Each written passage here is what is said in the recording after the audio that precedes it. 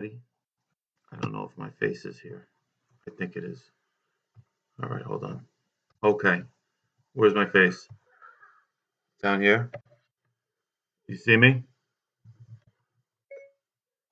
Hmm, Quiet Siri.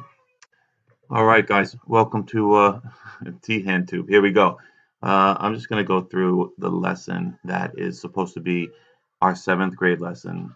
Yesterday, Monday, you probably noticed that you were doing a lesson which was more based on sixth grade stuff, specifically the Paleolithic and Neolithic Revolution. On Tuesday, you'll be doing seventh grade stuff, so the stuff that we've been working on in class. And tomorrow, you'll be doing eighth grade stuff. As a department, we wanted to get everyone on the same page with how we were, you know, administering this virtual learning. So we had the sixth grade teachers make a lesson, the seventh grade teachers make a lesson, eighth grade teachers make a lesson, and then put it all together. Next week, we'll be going back to um, our regularly scheduled program. So we'll be doing the Declaration of Independence. We'll be doing all that stuff. I'll be trying to get through the American Revolution. I have John Adams stuff I'm going to show you. So a bunch of different stuff. You'll probably hear my kids in the background yelling, screaming. Don't worry, they're safe. Everything's okay for now. Everything's okay. All right. So let me just go through the slides with you.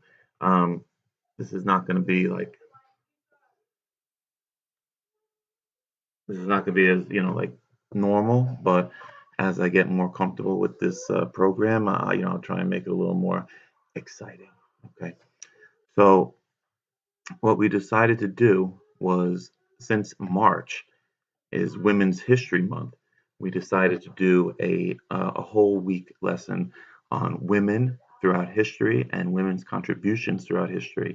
Um, in social studies, women are usually underrepresented because many different reasons. But I want to spend some time at least highlighting some, women who did some pretty cool stuff during history and during the revolution. Okay, so let's just look at the inquiry question. You guys already wrote this down yesterday, hopefully. So, topic: women throughout history. Inquiry question: how do women contribute to the development of human civilization? Section 2 is revolutionary women. So these are going to be women who are fighting the power. I just wrote, so women also played a critical role in American history too. The next two sections are focused on women who made impacts in our country's development. So that you got 3 vocabulary words for this section here. So if you could write these down in your notebooks, because these vocabulary words are going to be used throughout the lesson, and you'll probably know or you'll probably um, need to know what the vocabulary words are in order to complete some of the assignments. Okay, so section 2, vocabulary: marginalized, which means pushed aside, treated as insignificant, or treated poorly. Many people would argue that women have been marginalized throughout history, and you could definitely make an argument for that. Tyrant, this is a word that we're familiar with. We've been talking about the American Revolution. I am doing my YouTube video. You're clear as day. Bring them in the room. Tyrant, someone who abuses power, mistreats people with power. Okay. And then finally, clandestine. This means kept secret or done secretively. Okay. You'll notice here that this is a woman. Can you see my cursor? I hope you can. This is a woman who seems to be priming a cannon with the American flag in the back. And this woman goes by the name of Molly Pitcher. And you're going to learn a little bit more about her coming up. Molly Pitcher, she's a famous woman during American Revolution history. And some people actually wonder if she was actually a person or if they took a couple stories and put them together and made one woman out of it. One woman, Molly Pitcher. But you'll learn more about her in a minute. Okay, next slide. Here we go. All right, so you're going to want to write down everything that's in yellow. During the American Revolution, Thomas Jefferson wrote "All men are created equal" as his main thesis in the Declaration of Independence. Different groups would use these words as an argument for equal rights. When Thomas Jefferson wrote these words, he was directing it towards the king because the king obviously didn't think he was equal with his subjects. So he writes the words, "All men are created equal" as his thesis against the king. But what happens is other marginalized groups, which I won't tell you who, during the time period, read these words out loud, "All men are created equal," and they go, "What? Excuse me? What about us?"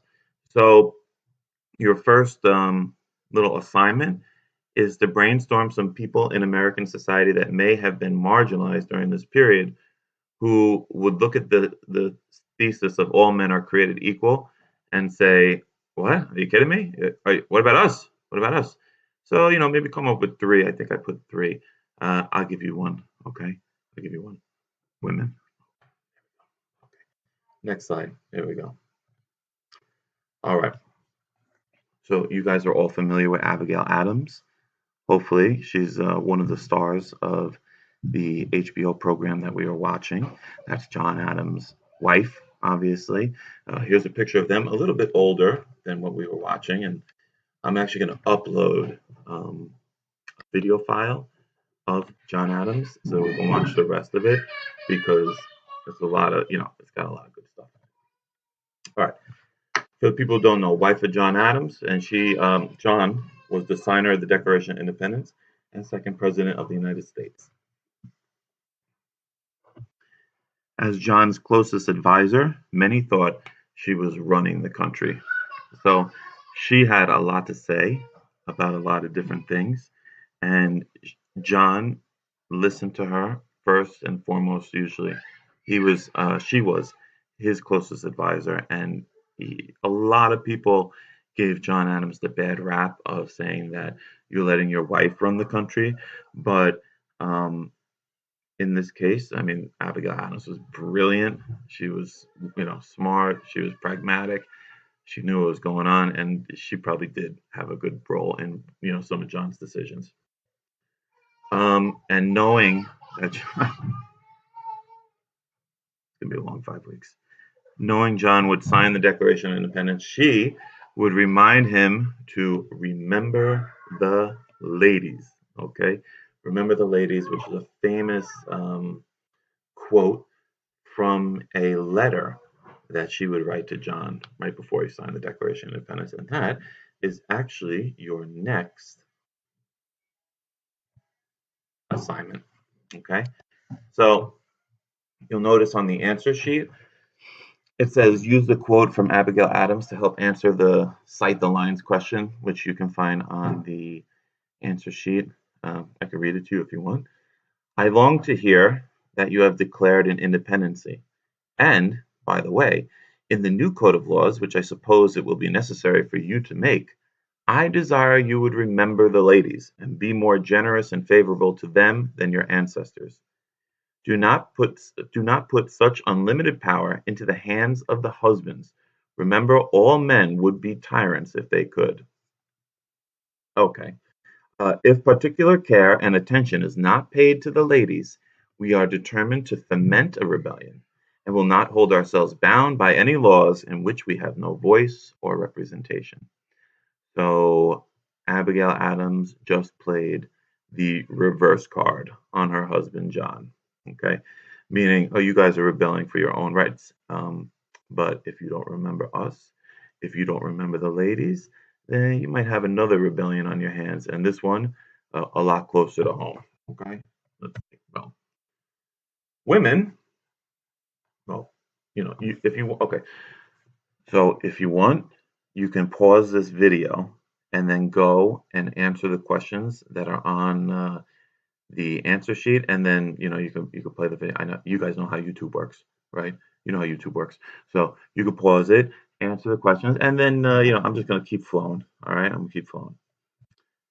Women also played a role in fighting England as spies. Okay, uh, this is a woman I actually mentioned to some of you during class. Her name is Anna Smith Strong, and she was part of the Culper Spy Ring. a clandestine organization designed by General George Washington. It was so secretive that historians didn't even know that Washington was part of it until the 20th century. So General Washington was a spy master too, and a lot of people didn't even know that. Uh, One of the reasons I love the story of Anna Smith Strong is that she is the lady who would send secret codes from her laundry. So she would hang up different color combinations, and this would signify different things, like the British were coming by land, or she saw a ship, or something like that. And the Culper Spy Ring is actually very important in American history because the Culper Spy Ring was the individuals from Long Island, okay, and our area.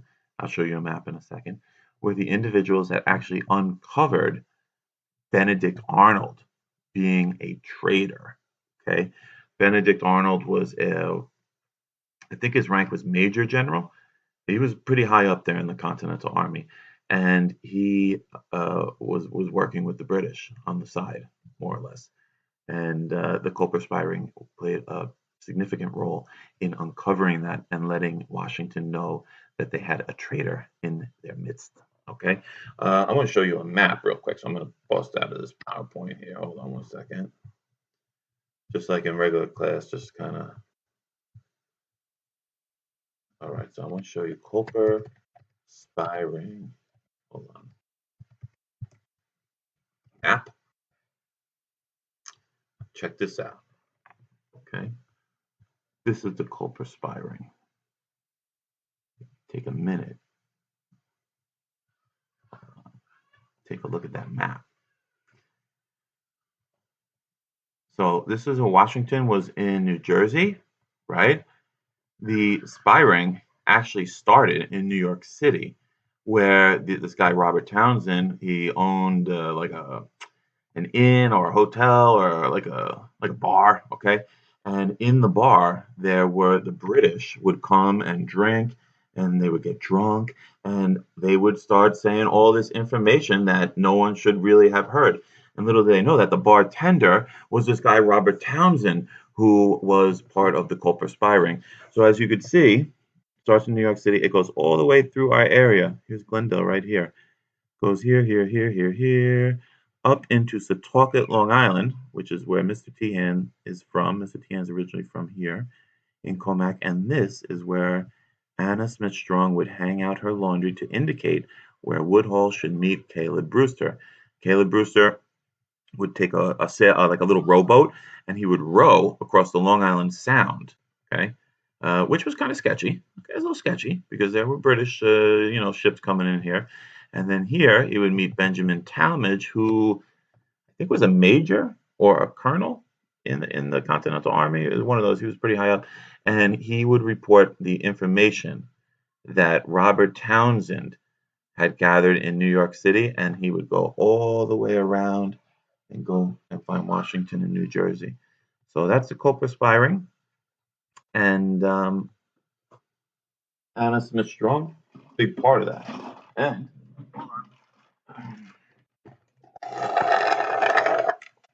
Anna Smith Strong is obviously a woman. Okay, so that's another woman we're going to check out. This is a little video about Anna Smith Strong, and I'm sure they will go over some of the things that I just mentioned in that little map, but you're going to answer this question when you're done watching this video. The link should work, hopefully. If it doesn't work, you copy and paste it. And the question is, what role did Anna Smith Strong play in aiding American forces during the American Revolution? Be specific and include the laundry. Okay, so I think I probably just gave you some of the answers, but that's okay because that's what I do. Okay, one more. Okay, let's do another thing here. This is a crazy story. So, American Revolution ends, and then let's see, like 20 years later, England starts coming back for some more, right? And they're going to starts the War of 1812. We actually declared war on England at the time. Our president, James Madison, the first declaration of war by a United States president. Basically, the war started because the British were capturing American merchant ships, so just American people, Americans who were trading, and what they were doing was they were taking the ships and they were taking the sailors who were not in the military, and they were taking the sailors and they were forcing them into joining the British Navy, which we call impressment, but I call it slavery. So that's basically why the War of 1812 broke out. But during the War of 1812, two important things happened. Number one is the National Anthem is written by Francis Scott Key, and I will have a lesson on that, and I hope that that lesson is inside my classroom. But if not, I can do it here. And the British burning down the White House. Yes, the British actually burned down the White House during the War of 1812. The original White House that was built during Washington's presidency and first lived in by John Adams was actually burned down during James Madison's presidency, and James Madison was the fourth president. It was burned down by the British. Those British.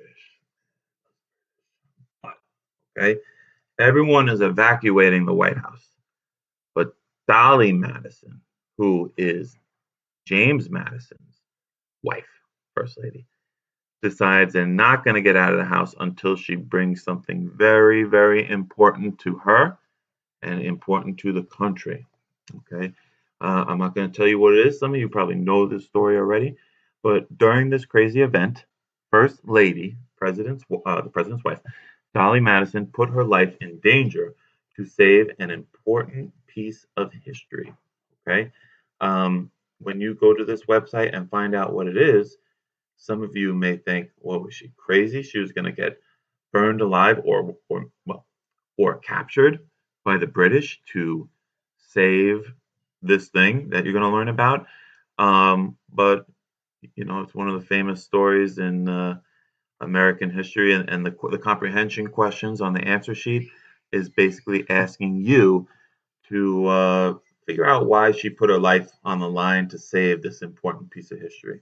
Okay, that's it. So listen, I know this is all new to us, new to all of you, new to your parents. But for the time being, this is how we're going to do things. I will say that I miss you guys and I miss going to work. I am, I don't want to say I'm in the minority, but you know that I like coming to work. I like teaching you guys. So this is all kind of crazy, but we will get through it and it will be fine. And the work, if it seems too much, let me know. We're kind of gauging what is appropriate amount of work for you guys. I know you guys are getting hit with science, math, ELA, everything. But I think we're gonna be okay. All right. So you guys hit that bell, right? What is that what they say for YouTube? Subscribe, hit that bell. T hand out, whatever